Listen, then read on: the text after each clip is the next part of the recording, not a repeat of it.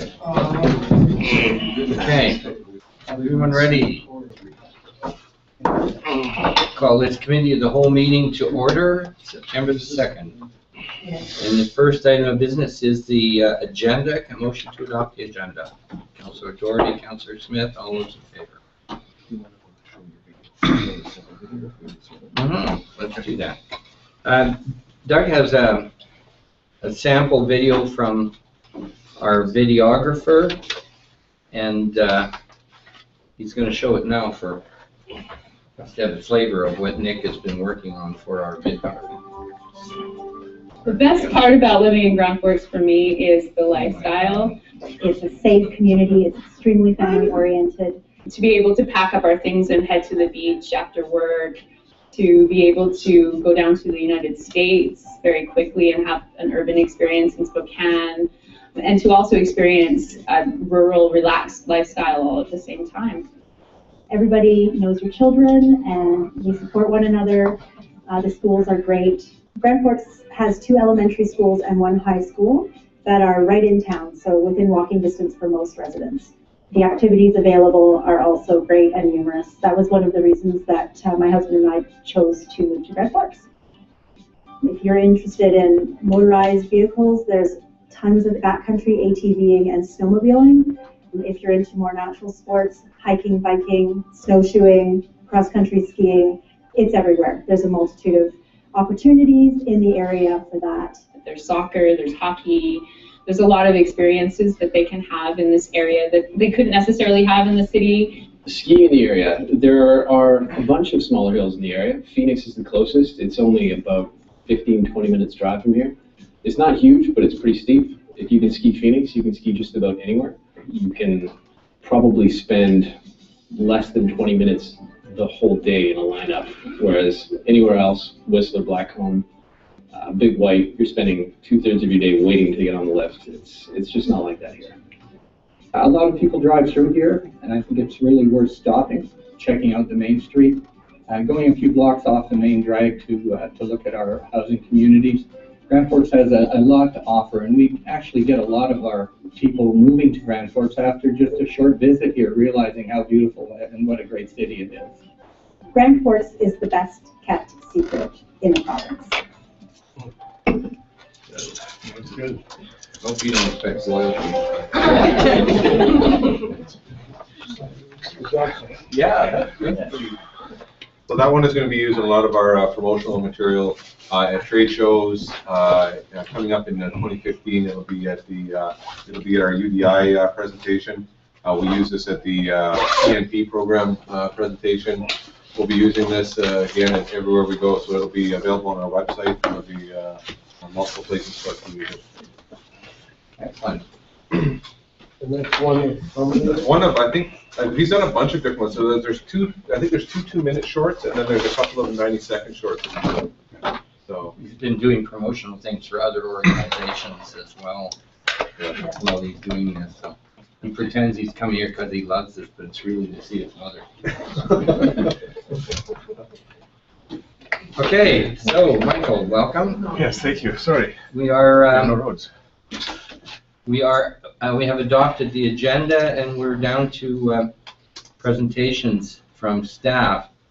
The Volunteer Appreciation Night is the first item, and we are recommending to the regular meeting this evening that we coordinate this Volunteer Appreciation Night with Community Futures and do it together at the curling rink. So discussion, comments? Oh, by the way, you can also bring it to. Yeah, I think that would be in order. Okay, so the motion's on the floor, Councillor Wyatt. I'll second. Oh, no. So we can speak from the audience on these issues as well. I'm sorry I didn't do my usual speech because there weren't too many here. Donna's been told it several hundred times.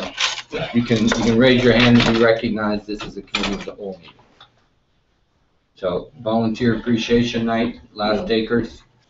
No, I think it's been very difficult to have multiple Volunteer Appreciation Nights, and that this is a step forward in doing it in concert with the other organizations in town. So the motion is on the floor. All those in favor? And the next item of business is the CFO Inventory Policy, and I'll ask for an introduction of that policy. Should we sit here, Lee? Can we sit here? Sure. Thank you, Mr. Mayor. This inventory policy was requested by our auditors. It basically just clarifies which items of supplies that we're going to be reporting in inventory. And we've got the list there, any items that are special, custom ordered, that take a lot of time to get, or that are required immediately. So it's just in an effort to be consistent in the items that we're reporting in our inventory policy. All right, thank you. Any questions on that? Just a question, if I might, Mr. Mayor? Yes. I noticed that there's nothing to do with office supplies. Does the city still buy copy paper in bulk or just as required? Yes, wait, Mr. Mayor, we still buy paper in bulk. We'll try and do it about this time of year so that we don't have a great amount in inventory at year end. And we do have a partnership with the school district, I believe. Okay, so that would be included in inventory or not? 'Cause just reading the policy, it looked like it was strictly to do with more with public works. It is mostly to do with public works because the value of the paper is not in excess of Okay. $1,000. We're not so worried about the smaller items. Yeah, so office food inventory is not included. there. Office supplies, no. Okay, No. well, that makes sense. Just wanted Okay. to clarify. Any further questions?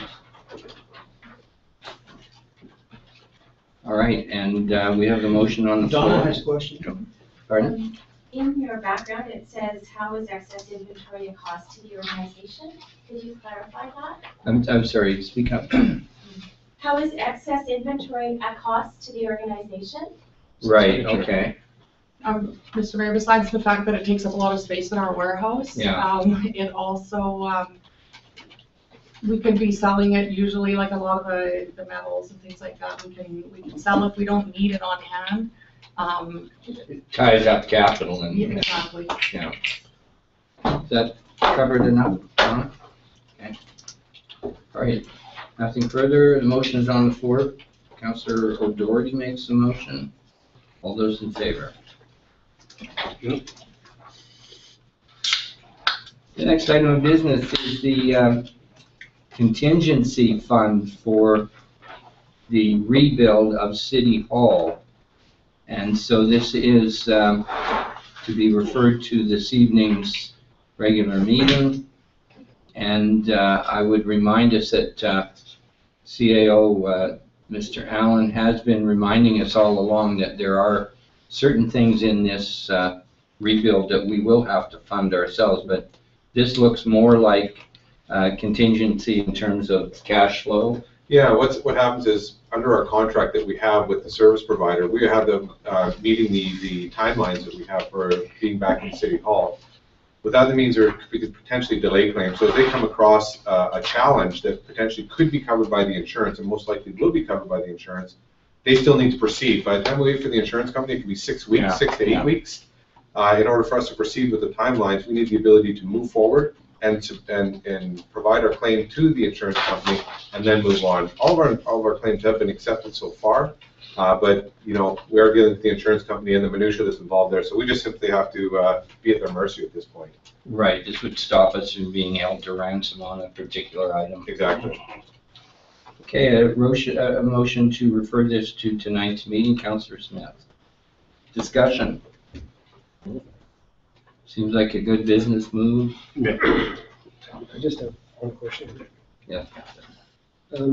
This is this directly associated with the insurance claim, or is this for extra things over and above? It's all insurance claim. We haven't added anything extra and above. We are simply, we're putting back, an example of this would be our tech cables. We had a tech cable of a certain caliber. Well, the insurance company only wanted to give us a minimum caliber, which would be according to the building code, but we had another caliber of cable in there. So as we argue about this caliber of cable that we had, we want it replaced, they're saying, well, no, you only need this. We're saying, well, we had this, so therefore we want this. So we need to get the contractor to install that cable for us while we're doing this, the tech cable. And we'll get the money from the insurance company. It's just a matter of the paperwork to be done in that process. So it's no extras. Right. Thank you. Further? Hearing none. All those in favor? Carry. Okay, and to the monthly reports, Mr. Allen, would you walk us through that as usual? Sure, thank you, Mr. Mayor. So, building inspection and bylaw services. Bylaw has been following up on some more as we move towards the winter season, just following up on the unsightly premises complaints. The notices that have been provided to the homes. You can see that there's been 16 unlicensed vehicles that have been removed. We've been working with the businesses downtown with the C cans that we have there, talking about making sure they comply to the zoning bylaw.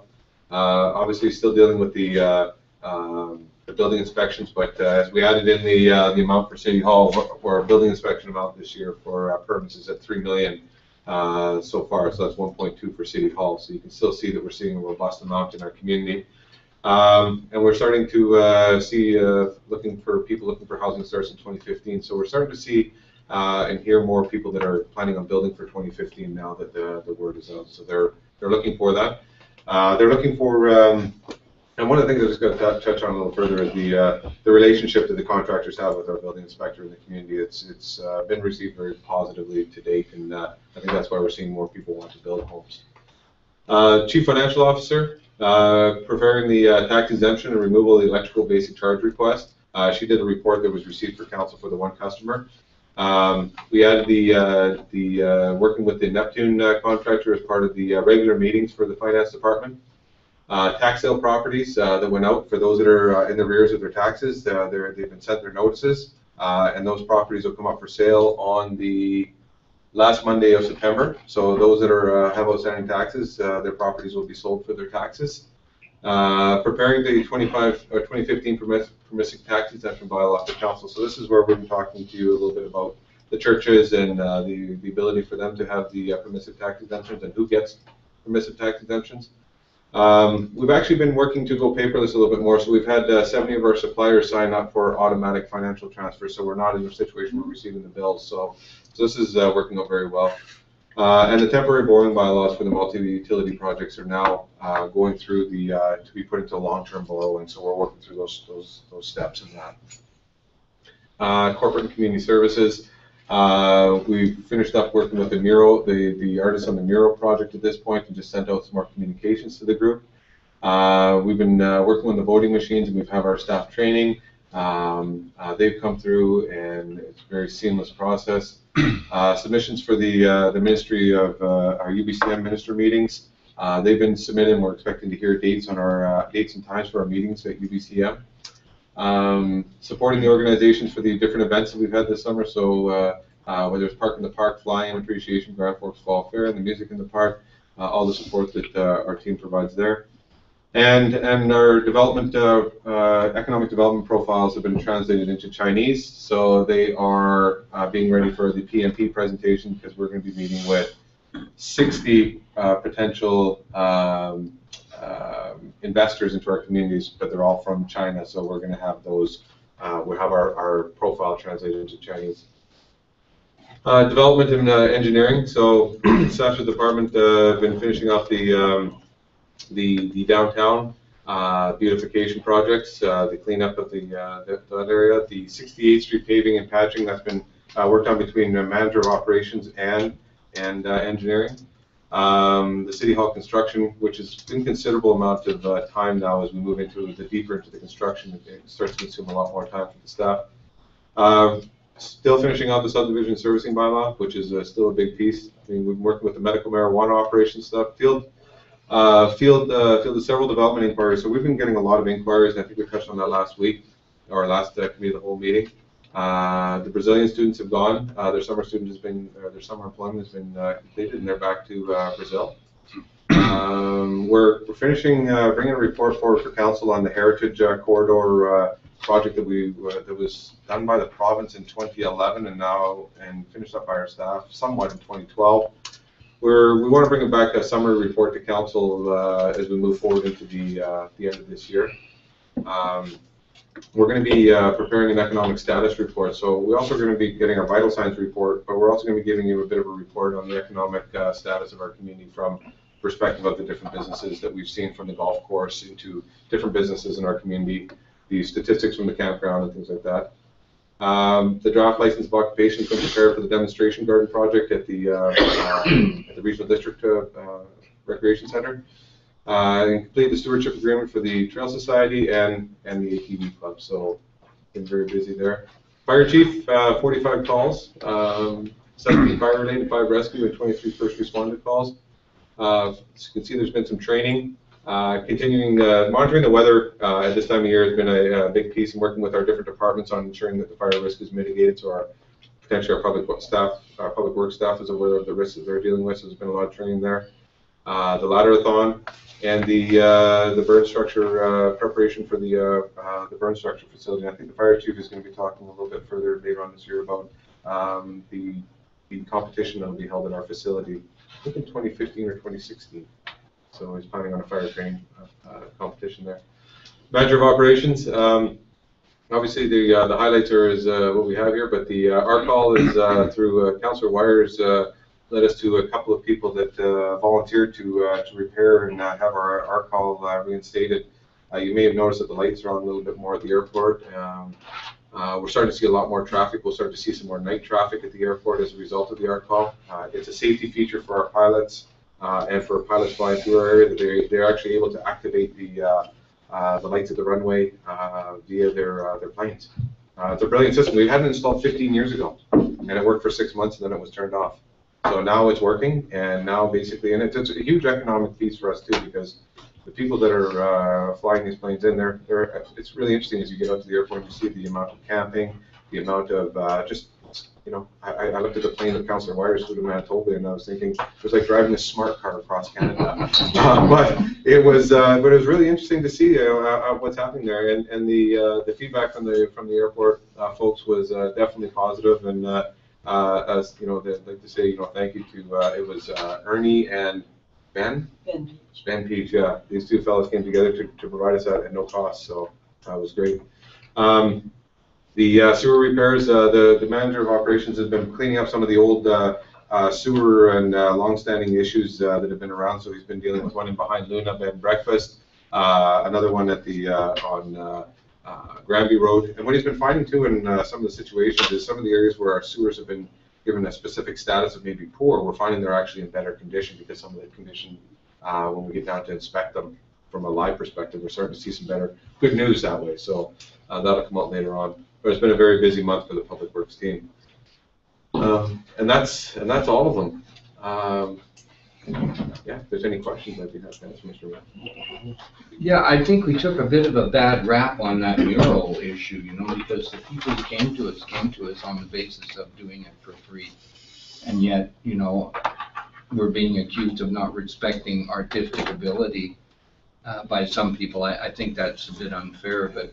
And just to follow up, Mr. Mayor, we followed up a letter to the artists group that assembled, just providing a little bit more of a feedback, because somewhere along the line, they came forward, and then what happened is it got kind of went a little bit sideways with the fact that whether the artists were going to get paid or not, that was never ever in question. It was what artists murals could do for our community and involving the artist community. So whether it was painting banners or coming forward on a different project, whether it was a mural, whether it was a legacy piece of artwork that they might might want to create, it was to engage them, and the mural piece came out of it from because a lot of communities have done this. One of the things they talked about too was they have actually like a festival where they have artists come together and they build something and they just leave.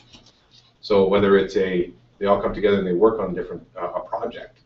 So I think we're at this point right now, I think what we're doing is we want to reach out to them. We've reached out to them this year. We want to talk to them a little bit further into 2015 to see if, how do we engage them a little bit more and how do we involve them in the conversation? Because it was never really meant to be a negative undertaking, because the first meeting we had with them was probably the most positive meeting I've ever been a part of. It was such an inspirational meeting that the ideas were flowing like I've never seen before, but that would be because of the artists, because they definitely have the ideas. Councillor Smith. Just as, you know, the follow-up meeting I attended with Leora Gesser and Benson, they immediately had taken that $14,000 for artist fees right off, and there was no qualms about it. So they understood that because the initial request was to just basically have a canvas with no input from the city with respect to supplies or whatever. That supplies were actually very generous donation on behalf of the city for their desire to do this work. But in future, I can see us paying for art like any other government level would do. You know, Your Worship, I spent some time in Penticton with the economic development officer there, where the Downtown Business Association organizer, and they certainly got a model there that does not cost the city a lot of money, but allows the artists an opportunity to express themselves. Yeah. And yeah, it costs them a dinner. Yeah. So. And the new banners are up too, the ones that the artists have done, the local artists have done, and we're expecting that we're going to see more banners from the artists if they so choose to want to paint them. But this year we saw from 4 different artists. It was 4 different artists, right? Yeah, it's There four that are 4 different artists that provided samples that that were selected to be put on banners this year. But we're hoping to see more, so it'll continue to grow. Great. Further on the report. Busy staff for sure. Donna. Hi, in the past I'd asked some questions about voting machines and it was recommended I do research on the internet.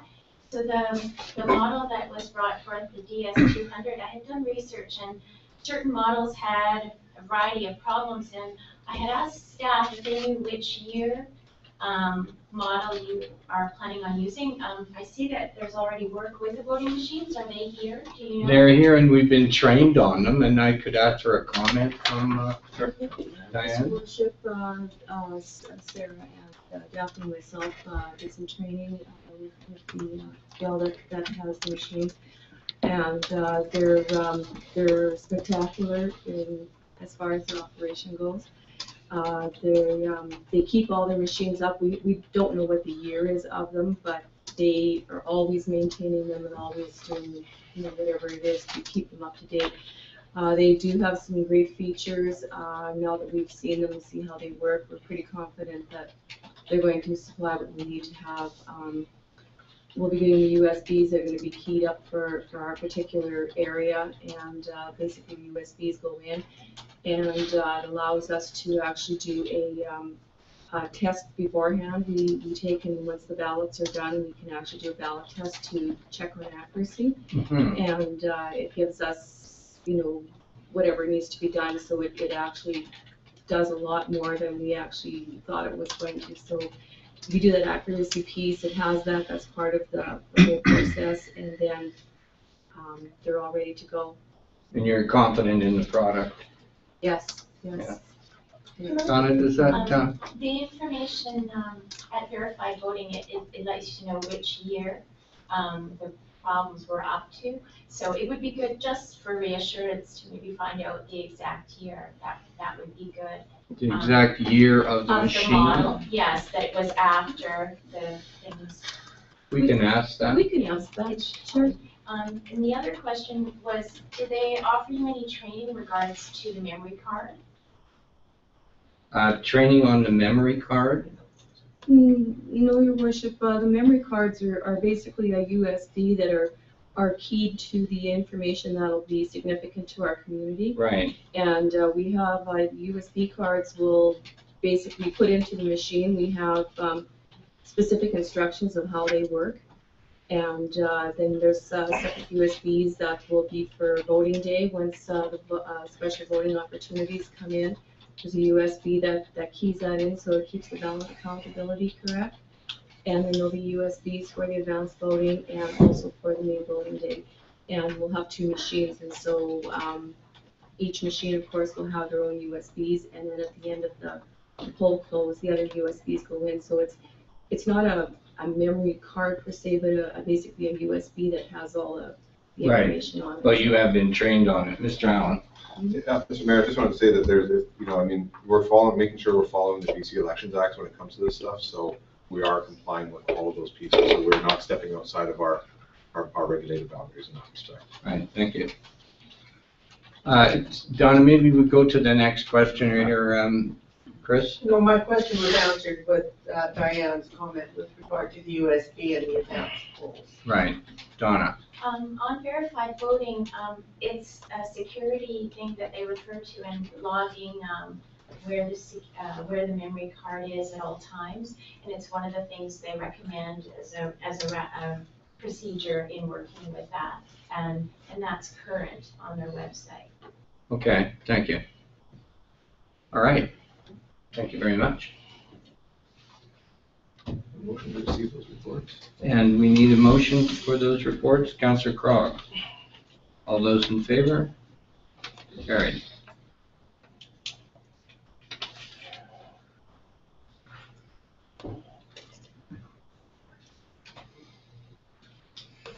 So that brings us down to proposed bylaws for discussion, the permissive tax exemption bylaw, which we have tossed around before, so I kind of feel I know where council's thinking is at, and this basically brings that forward without changes. Open for comments or for movement of this item to the September 15th regular meeting of council, or first three readings. Are you moving it? No, I'm not. No, I'll move it. Okay, so you're moving it to the 15th of September, and that we give it first three readings at that date. Thank you. Councillor Werschak. Thank you, Mr. Mayor. I need to remove myself from this conversation as I could be in a perceived conflict of interest as the Sunshine Valley Child Care Society is on this list. And there is a possibility of being perceived as being biased as my child is enrolled there. Okay. Thank you. You have that excuse right there. Councillor Smith had his hand up. Did you? Well, I moved it. Oh. Yes. Okay, Councillor Campbell. Just to be clear on this, we're adding these to the permissive tax exemption, these, what's listed here, is that? No. They were already. Yeah, that's the only new one is the habitat. Well, I guess, just reading the comment that it says, they will reduce taxes collected by the city by 29,000, so really we're only reducing them by 2,889 versus what we're not collecting now, right? And that's where I'm getting confused. Yeah. I think it's just factual that says that, if by passing the bylaw, what you're suggesting is you're going to be in total reducing the tax collected from the overall tax base by 29,099.69, and that'll have to be, but we've been doing that each year. That's just to let you know the total value that it would be. Right. Further questions, comments? Anyone from the audience? This is basically exempting a number of businesses, churches. No? Just no businesses. No business. Yeah. The business of God. Exactly, yes. All those in favor? That's about it. No. And any items for discussion from the audience? We should wait for. Nothing. So, Wait for Michael to get back. yeah. Yes, come on back. That's the last, we're just calling for audience if there's anything. Oh, okay. Nigel? Your worship, is this the last item on the agenda? Yes, it is. This is the final item. I would like to therefore make some other points if I would. You bet. Go ahead.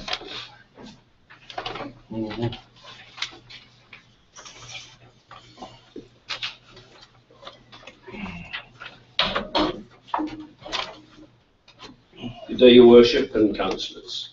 My name is Nigel James and I am a resident of Grand Forks. And the reason why I spoke like that, as I always do, is to indicate that I believe I have reasonable reasonable way of stating my points to the corporation. And you're the councillor of the corporation. We're all members of this city. And I would suggest that it becomes a policy of the council in the future that all people who make representation to the council, they then introduce themselves, which is normally required, and they also state whether they are residents of Grand Forks or if they are perhaps property owners of Grand Forks and therefore pay property taxes to the city. Because as we found out during the water meter situation, quite a lot of people were coming forward who had no dealings whatsoever with the city and the ideas that were being put forward. And they had their own opinions. I have my own opinions about many things which are completely irrelevant to Grand Forks. And I would suggest that that way we can identify if people are, shall we say, eligible to speak on certain topics or not. And then it'd be up to the mayor to decide whether that person should speak or not. That's my first point. With the election coming up, this carries on actually a little bit more to non-individual Grand Forks residents. Typically, if somebody's got an interest in something of the council, they recuse themselves to avoid conflict of interest. Now, certain people I know are not resident of Grand Forks. They may have property in Grand Forks and therefore would be eligible to speak on the subject of property taxes and things like. It is reasonable that people who have no interest whatsoever in Grand Forks should recuse themselves whenever taxation matters are spoken about. I seem to remember in about 1775 that the United States had some words about that. The history of it, I won't go into that. It wasn't just the fact that the tea tax, etc. It was the fact that mainly the Americans, who were much more rich at that time, were richer than the Brits, had, should I say, Britons. We mustn't start talking bad terms, must we? They hadn't realized that the British had spent a lot of money protecting them from those nasty French Canadians. And Nigel, I hate to have to draw your historical references to a close. All right, I will finish on that one then. But however, that's just something to bear in mind, I would suggest. And as the election is coming up and people might be putting their names forward again, or other people, maybe if they are limited to what they can to discuss and so on, then it might well be, might change their views on whether to seek election. The agenda for meetings, I come to my second point. I would suggest that the first page of listing the agenda is modified to some extent by the administrative staff so that it can be given to anybody who comes to the meeting to remind them what the subject is. I mean, today it was about 65 pages. We don't want 65 pages. We can't afford it to print the paper, and nobody reads the darn things anyway. So you're suggesting just a cover agenda? A cover sheet for all people who come in, and then they've got the list. They don't have to take the heavier copy. That's right. I mean, this evening, you've got about 160 pages in your minutes. We don't need that as the agenda. It would also keep the gallery in check and prevent them from digressing, etc., onto other subjects, I would suggest, and make your life far easier. The third point I have is presentation at meetings. I hope I've been clear and succinct without mannerisms. I would hope that people who give presentations at public forums are able to think about what they're going to say, make notes, and then deliver them without too much ums and ahs and you knows and other things like that. People have got these terrible mannerisms. It is, what is the world coming to? You mean like that? For example? And that applies for the staff as well. And when it's delivering to people who are listening, it can be very hearing, especially those who've fired too many weapons in their previous life and can't hear too well. I would like to repeat some, I know, before that one. Time frames, don't forget.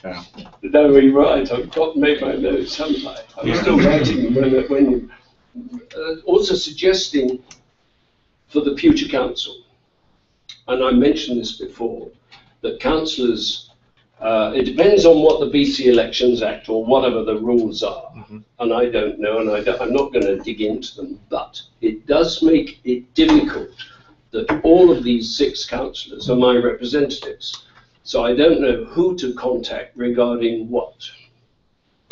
And so it would be easier if those councillors had, for instance, northwest, northeast, southwest, southeast, and a couple of spares or something like that. Award system, yes. An award type system. Or another possibility is they're responsible for public works, finance, youth, what else did I get down? Commerce and so on. As a suggestion, Nigel, I think your latter suggestion would be more practical, that we could consider having identified certain interest areas from councillors.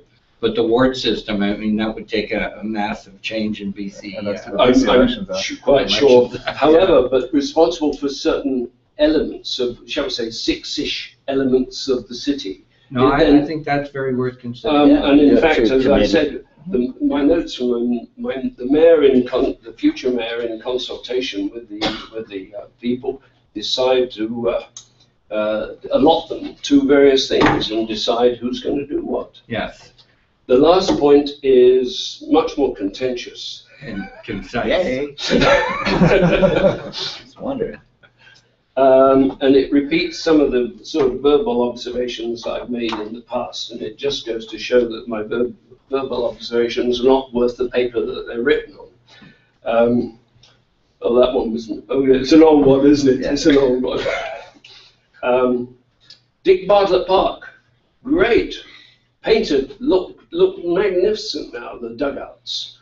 Curling rink is, looks really good. And indeed, it shows that we're going somewhere and we're doing things right. That is the.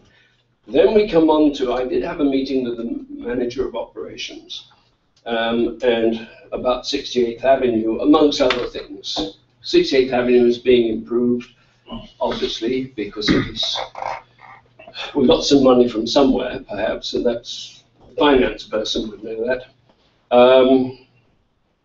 Anyway, I did make comment that I trust there are going to be bicycle paths on both sides of the avenue. There is room to do it. We have got the boulevards and all the rest of it. And he wasn't quite sure. He did suggest that I follow it up with written. I will start writing. But because of the council policy, where they're saying they're very keen on people cycling and be exercising, then if we don't provide suitable, safe places for people to cycle when we can do it reasonably cheaply and easily, then there is no hope. So as your last question, Nigel, let us follow up on that, and Mr. Allen's chomping at the bit to answer. Sure. All right. Well, indeed, I haven't quite finished.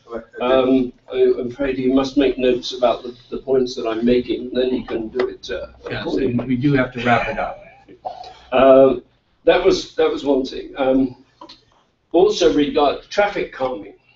We've talked about traffic calming several times. One thing that is, I think, critically important, and here it's very contentious. I would suggest that there is a 30 kilometre per hour speed limit in the centre of town, especially where you have echelon parking. Echelon parking, diagonal parking, whatever you call it. That is the most dangerous vehicle operation when you're reversing out of one of those things into a normal road. And 30 kilometers an hour, and I heard it on the TV a couple of weeks back, that where they have places where 30 kilometers an hour is the maximum speed limit, there are basically nil deaths to anybody. Nigel, I'll have to ask you to wrap it up. Surely, I'm just finishing off. Certainly appreciate your just finishing off. So therefore, that's one aspect. The other thing that would be of use, I believe, of 68 are either elevated intersections as per Zero Avenue in Langley, and I mentioned this and I've given pictures of this to the manager of operations, where it calms people down. If you go over at 50, you're all right. If you go at 60, you're going to go airborne, maybe. And it stops people dying. And that would also bring me to the carbuncle, well, Prince Charles would call it the carbuncle on Grand Forks, which is the stop sign at the intersection of 72nd Avenue and this whatever place, where there are 4 houses, and there was a 3-way stop sign, which was put there by, I believe, one person complaining that vehicles were using 72nd far too quickly. If we had a raised intersection, which a couple of them, it would slow people down. Likewise, if relevant, where you have 2 reasonable roads intersecting about the same quantity of vehicles, put in a roundabout, a flat roundabout, or even a bit like a pitcher's mound to make people go round. And roundabouts slow people up. And what is more, it saves a lot of fuel being wasted by coming to a stop, assuming everybody does stop. I'm going to ask you to wrap it up, please. I have. But Nigel, that means wrap it up. Right, I hear the word, Your Worship. I will according to your suggestions there, we need to keep control. One of the things is long extended presentations with all kinds of little side stories that go in. Nigel, I know that's your style, but you're actually standing there telling me I've got to control that kind of thing in council. Well, indeed, you're doing it very well. Thank you. And I'm not offended. Might I also add that I don't think I've been standing here for 10 minutes. Normal presentation, which I thought about asking a presentation, yes, you wouldn't want that at all. I'm 12 minutes. 12, sorry. And the reason why I didn't bring them forward, because I knew that it was going to be a short one today, I could see it, and you had other more worrying problems in days gone past. Somebody else. Yeah, can we answer this Nigel's question first? No, sure. Nigel, you don't have to get that. Okay. So what I got from that was the bike lanes. Number 1 question was regarding the bike lanes. So the bike lane piece is the manager of operations is looking at the sharrows and the sharing of the roadway, because we don't have enough traffic on those roads to add to our infrastructure base for something, because we've been talking about this from our asset management pieces. Do we want to continue to add more assets, or can we share? Can we simply modify how we do this? So this proper signage with the sharrows, the painting in the roads with the shared lanes, and with the single solid line so people can still pass illegally around bicycle, that's what we're looking at doing. The other thing is in the 30K speed zone downtown. That's something that we can explore a little bit further. We'd have to really establish that. Maybe we can do that via color pattern, because typically in BC, the Transportation Act allows, it says that 50 kilometers is when it's unposted, that's in residential neighborhoods, that's the speed limit, right, and in commercial zones. So as we look at this, we would have to get a resolution from council to define that area and then call it out. But we'd want to do that in consultation with kind of a zoning area or long-term planning or a community planning piece, because as Nigel pointed out, it does have the ability to save lives, and it does make some sense in areas, and I think it's something that we need to look at. And council can choose to say that the speed limits in their community in the residential neighborhoods is not 50 kilometers, it's 40 kilometers. You have that power. But we would have to talk a little bit further about that and go through the process. But this is something that councils can explore in the future. Right. Thank you very much. Yeah. And yes, Les. Okay, so set up here. Okay, so first off, one comment on this thing to summarize the second point. The Americans said no taxation without representation. I think he wants no presentation without taxation. Yes. That short and succinct? It's okay. But the other thing I wanted to do was I have a question here posed by Julia Butler. She would like to know, why is Neptune telling people that phone in that pitted meters will cost $2,500 when the city has consistently told us they will be under $1,000. And then the second question, will the city be digging these pits? Okay, Mr. Allen, would you like to answer? Mr. Mayor, the materials for a pit meter are under $1,000. The construction to install the pit meter will vary from place to place depending on the location of the shutoff. Somebody might have an exposed aggregate or a finished concrete driveway. Some pits may be 12 feet deep, maybe 8 feet deep, maybe 3 feet deep. Neptune quoted us a price, they said, because there was no investigation onto the depth of every water service. They said, well, we'd be looking at $2,500. The city has met with Neptune and we said, well, we want to determine if we can do it cheaper than that, so at the cost. Yeah. So they're saying is that they want to have it done at this point. Neptune would be charging $2,500. Our manager of operations is looking at another solution to say, well, here's the cost of the pit materials, and this is what it's looking like for the cost to do the installation. Because once there's safety requirements that are required, when it's over 4 feet, you have to put in shoring. You have to meet all the BC WorkSafe safety regulations. The other thing is the specialized equipment to come in to go that deep, and the order of magnitude of the excavation could be simply extravagant. And the other thing could be landscaping pieces. So what we're trying to say is if they'd like to have, Neptune's given us a blanket cost. We're saying right now is the pit meter costs are, the cost of materials is between $700 and $1,000, and the cost for the installation is going to vary.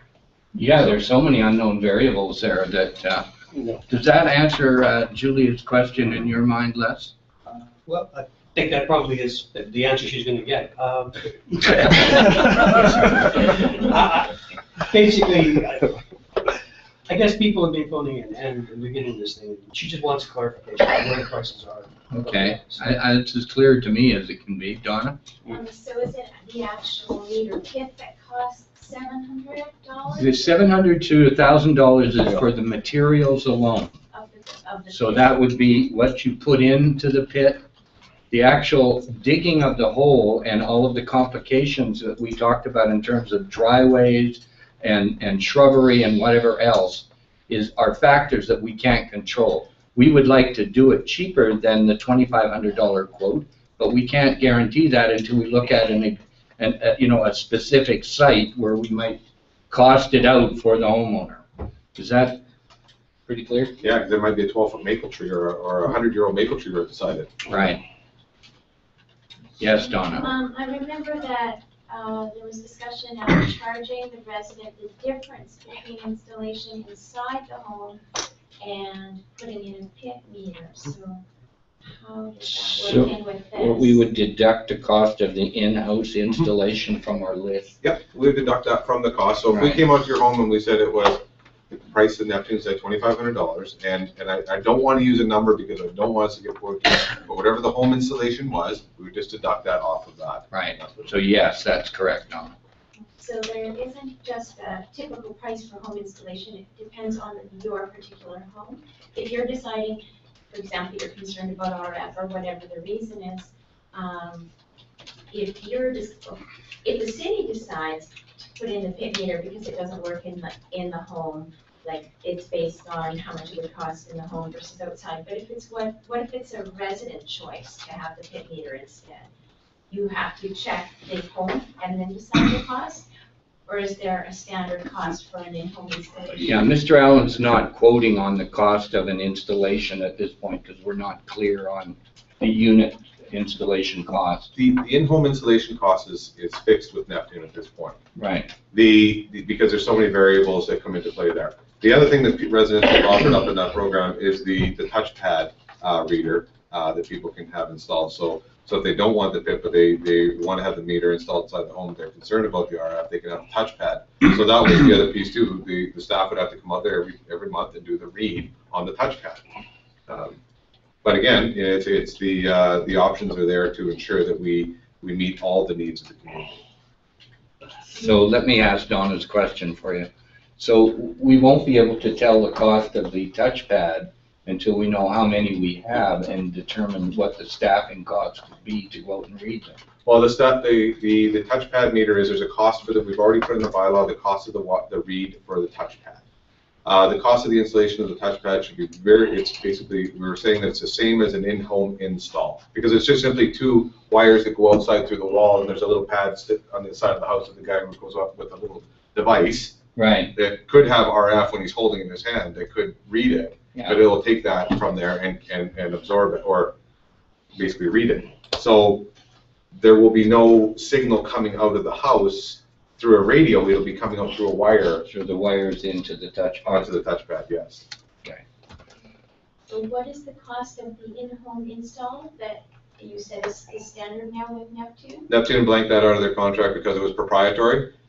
We've entered into that in the agreement, and that was actually extracted from the contract because it was considered to be competitive with their competitors when they're bidding on these jobs. So that was extracted from the contract. The total price for the installations is $900,000 in our community. So it'd be hard for a resident to make choices based on money if they can't know that.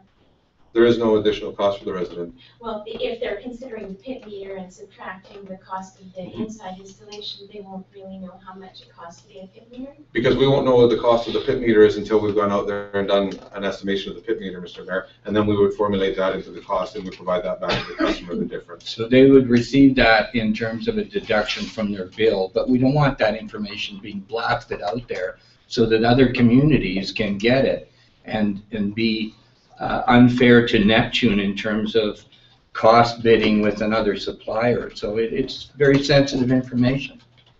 Your Worship, just to further to Donna's question, if an individual homeowner was reluctant to have a meter that was going to be read electronically, and they wanted to install a pit meter, would the city be able to give them a cost estimate on what it would be so that then they could make a decision based on economics? Yes, and we would say in that disclaimer that we would want it to be kept private and confidential because we wouldn't want it to be, we just asked them to do that out of respect for the city's contract.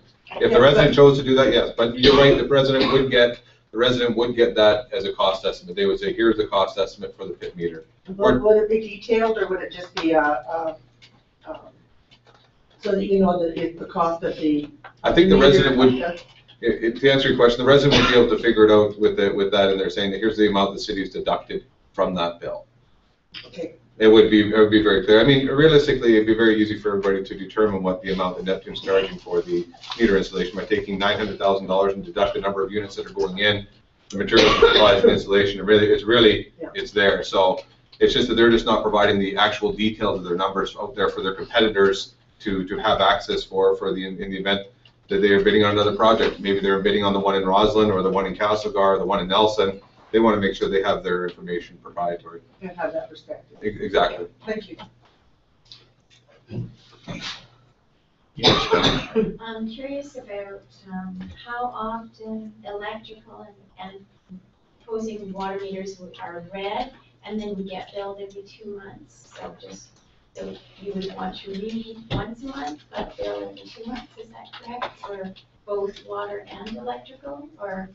Do you have a plan for the reading portion of it? Well, right now, Mr. Mayor, we have to look at this from the, as we go into the rate structure committee, and we start to establish the rate structure. What we're going to say to the rate structure committee is, here's all of your options. We can read quarterly, we can read monthly, we can read bi-monthly. Depending on the information, here's all the costs. Tell us what you would like. Tell us what the recommendation is. And we're going to lay out a whole caveat of information, because the hard facts are this. It costs us X number of dollars to run the utility. Here are the other hard facts. Here's the businesses, here's what the businesses pay, here's what industry pays, and here's what residents currently pay. We'll have all that broken down, and we'll say to you, what is your recommendation to council? So right now, the plan is we have to wait and see what all of that's going to look like, because the council might say, well, we'd like to bill quarterly to save on our billing costs, because we pay several, what do you want to say, $2,000 a billing cycle to send out our bills every 2 months. If we billed quarterly, we could reduce those costs. So there's so many factors that come into play on this that I'd simply say that including the information that the customer gets may modify their use of water or electricity. Absolutely. And so big, long billing periods kind of work against that. They do, and the technology that we're putting in will allow the residents to understand what they're using, when they're using it, so they can modify their habits. So, you know, I mean, these are the benefits of this. And the other thing that's really interesting about this, what I learned, was the insurance companies don't pay for, they don't pay out on water drips for damage. And our meters should be able to tell you if you have a constant drip. So if you're away, our staff will be able to let you know if you're at your home, and we should be able to save residents that. I know the residents have experienced considerable amount of water damage because of constant flows they weren't aware of inside their homes. Winter breaks. Exactly, winter breaks and things like that. So there's plenty of benefits there. But the idea behind this, Mr. Mayor, is the plan right now is we're billing semi-monthly. The idea behind this is we would like to read monthly and be able to provide the profile to the residents as we go out to the mock billing to talk to the residents, to demonstrate to the committee and to council what's happening, when's the water being used, how much water are we using, and how does the appropriate billing look, how does it look? Because really we're trying to shave the peak off of our water system. That's our ultimate goal here, is to shave the peak off our water system so we don't have to build our infrastructure any larger. Ultimately, council's asset management plan is coming into play on this, and that is our ultimate goal. That's the ultimate goal, Don. How can you question that? So I was asking because there's residents here who are on limited income, and they might be concerned about our estimating to have an idea how often meters might be read, et cetera, and to calculate the cost and So other choices. you understand that we can't be more specific with that now than we are being. Yeah, but I appreciate your efforts. Thank you. Further, hearing none, motion to adjourn. Councilor Doherty. Oh, Mr. Mayor, before we do that, Oh, just a minute. If council Don't adjourn. If council would like to go in camera early, we can, you can put a motion on the table now in the special meeting, and if you get in the special meeting?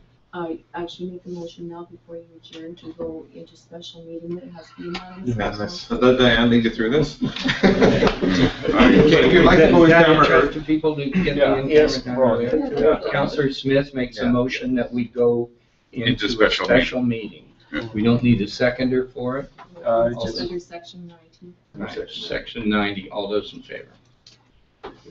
Okay, so now we're in special meeting. So before we do that, we'll have to. We have to adjourn this one. Yeah. So motion to adjourn the regular meeting, or the committee of the whole. All right, thank you all very much for coming.